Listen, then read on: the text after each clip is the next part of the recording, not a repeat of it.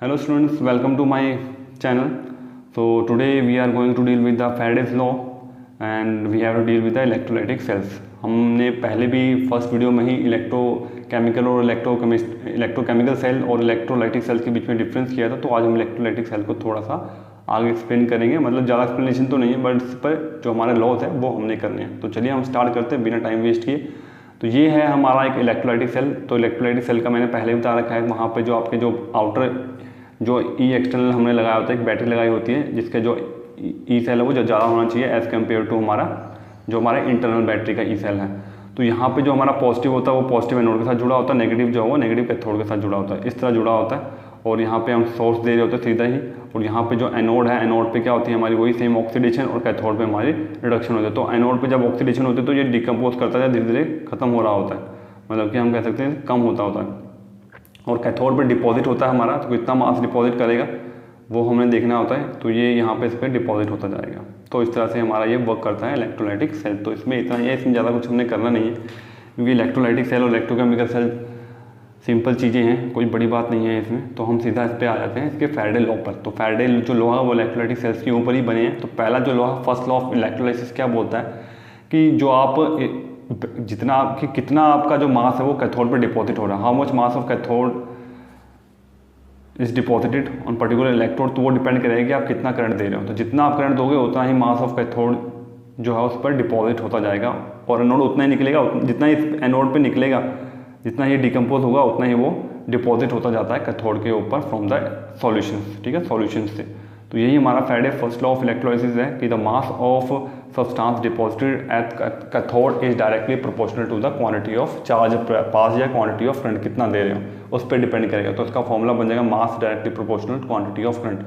Constant का sign हटाएंगे तो हम इसको लगाते हैं जेड। तो जेड क्या होता है हमारा, ये इलेक्ट्रोकेमिकल इक्विवेलेंट मास होता है।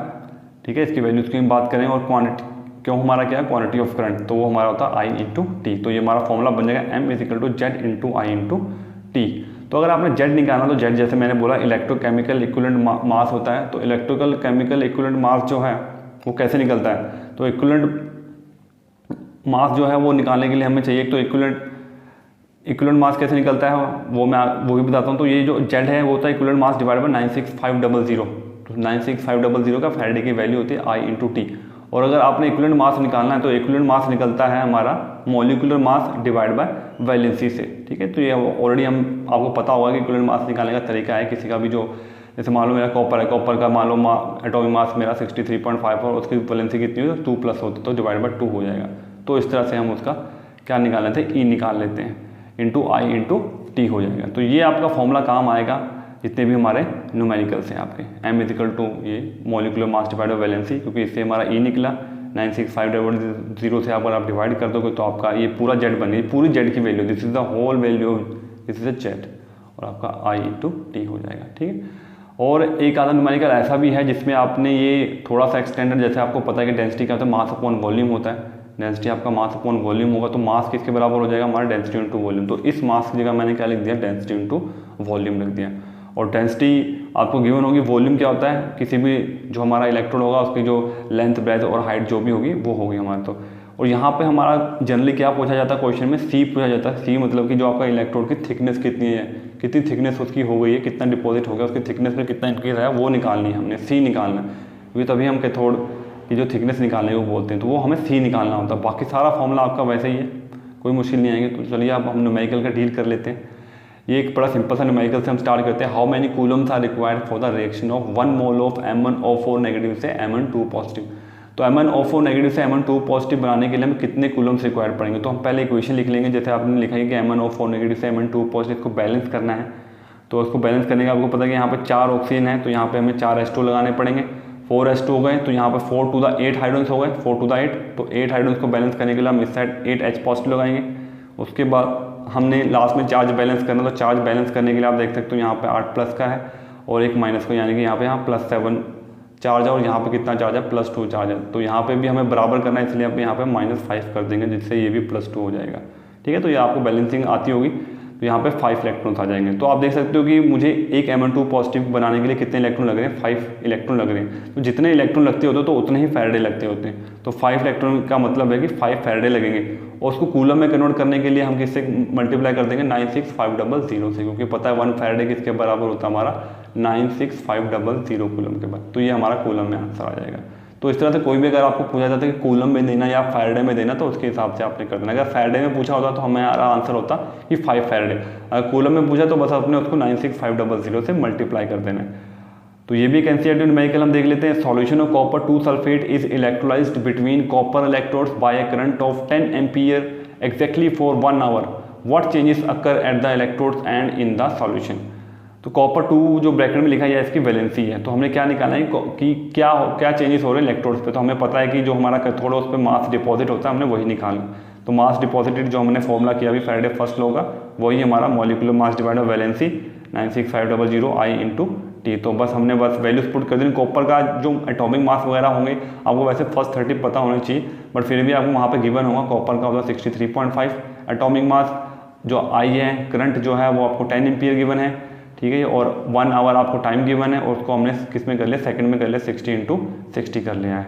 और वैलेंसी इसकी 2 होती है 96500। आप पूरी कैलकुलेशन करेंगे तो 11.84 ग्राम आपका क्या निकल जाएगा, मास निकल जाएगा। इतने ये चेंजेस हो रहे हैं इलेक्ट्रोड्स पर।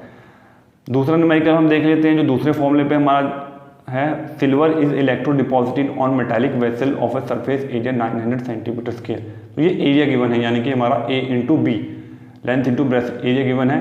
Bye passing a current of 0.5, ये करंट हो गया, 2 आवर्स टाइम हो गया। Calculate the thickness. तो थिकनेस के लिए मैंने जैसा भी बताया C निकालना है, तो we have to calculate C given that density भी गिवन है और सिल्वर का एटॉमिक मास भी गिवन है। तो यहाँ पे हमारा जो C बन के आ जाएगा, ये हमारा फॉर्मूला, ठीक है। जो डेंसिटी और एरिया A/B है वो नीचे की तरफ आ जाएगा। तो बस आपने सारी वैल्यूज पुट कर देनी है। ये हमारा एटॉमिक मास I हमारा 0.5 एम्पीयर, टाइम हमारा 2 आवर, 60 × 60 और 10.5 उसकी डेंसिटी थी। A/B जो पूरा ही है वो एरिया 900 सेंटीमीटर स्क्वायर गिवन है। वैलेंसी सिल्वर की 1 होती है 96500, और आंसर आ जाएगा 4.36 × 10⁻⁴ सेंटीमीटर। उसके बाद नेक्स्ट न्यूमेरिकल देख लेते हैं। निकल nitrate is electrolysed using a current 5 ampere for 20 minutes. What mass of निकल डिपॉजिटेड। तो सेम है, निकल का मास निकालना है, फॉर्मूला सारा वैसे ही हमारा मॉलिक्यूलर एटॉमिक मास निकल का 58.7 है, डिवाइड बाय वैलेंसी 2 है, करंट 5 है, और 20 मिनट्स का है। तो 20 मिनट्स है तो 60 से ही मल्टीप्लाई होगा 96500। तो ये आपका 1 पॉइंट। तो बड़ा ही सिंपल क्वेश्चन है। तो आपको ये समझ में आ गए होंगे जितने भी मैंने आपको न्यूमेरिकल्स कराए हैं। बाकी आप जितने भी न्यूमेरिकल्स अपनी बुक्स वगैरह से रेफरेंस से आप कर सकते हो, ठीक है। तो इस फॉर्मूले से आपको वैलेंसी निकालना, आप वैलेंसी भी निकाल सकते हो, मॉलिक्यूलर मास भी निकाल सकते हो। तो कोई भी आप फॉर्मूला बना सकते हो। तो बड़े सिंपल न्यूमेरिकल से फैराडे फर्स्ट लॉ पे था। हम आगे हम देख लेते हैं Faraday second law of electrolysis था। तो इसमें कुछ न्यूमेरिकल तो कुछ खास पूछे नहीं जाते, फैराडे फर्स्ट लॉ पे ही पूछे जाते हैं। तो इसमें क्या होता है, जब हम 2 इलेक्ट्रोलाइटिक सेल्स को सीरीज में लगाते हैं तो दोनों रिस्पेक्टिव कैथोड पे क्या होता है, मास डिपॉजिट होता है। इस पर भी डिपॉजिट होगा, इस पर भी। तो कितना डिपॉजिट होगा वो डिपेंड करेगा कि कितना इक्विवेलेंट मास है कॉपर का। जैसे मान लो कॉपर का मास डिपॉजिट होगा, वो डिपेंड करेगा कि इक्विवेलेंट मास ऑफ कॉपर कितना है। वैसे सिल्वर का मास डिपॉजिट कितना होगा वो डिपेंड करेगा इक्विवेलेंट मास ऑफ सिल्वर पर, मतलब रिस्पेक्टिव इक्विवेलेंट मास पे डिपेंड करेगा। तो इसका जो फॉर्मूला बनेगा वो आपका सिंपल सा बन जाएगा, that is mass of copper deposited divide by mass of silver deposited. वो दोनों के किसके बराबर होगा, इक्विवेलेंट मास ऑफ कॉपर और इक्विवेलेंट मास ऑफ सिल्वर। तो इन चारों में से आपको कोई 3 वैल्यूज गिवन होंगी, जैसे मान लो ये और इक्विवेलेंट मास ऑफ कॉपर आप निकाल सकते हो। तो ये था हमारा Faraday second law of electrolysis. Thank you guys for watching my video and please subscribe my channel.